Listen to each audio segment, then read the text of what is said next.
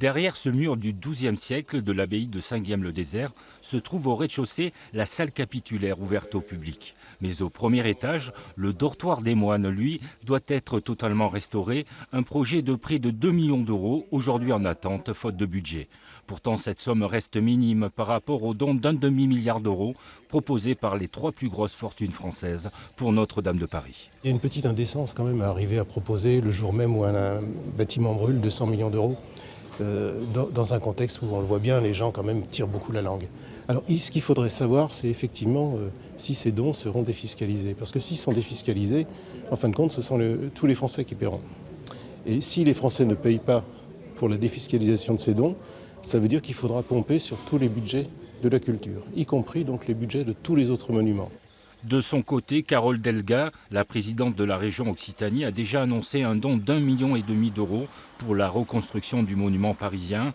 Mais pour l'historien des religions Audon Vallée, partout en France, il faut arrêter les dons pour Notre-Dame. En milieu rural, il y a des édifices, il y a de beaux petits monuments qui sont sur le point de tomber en ruine, qui risquent d'être fermés par arrêté de péril.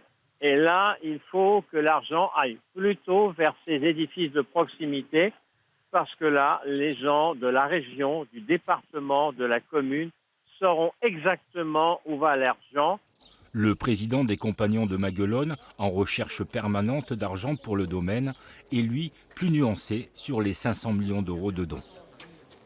La seule préoccupation peut-être de ceux qui ont comme moi charge de patrimoine, c'est que ça n'assèche pas les généreux donateurs sur la France entière, mais c'est formidable qu'il y ait tel élan de solidarité, de générosité pour Notre-Dame de Paris.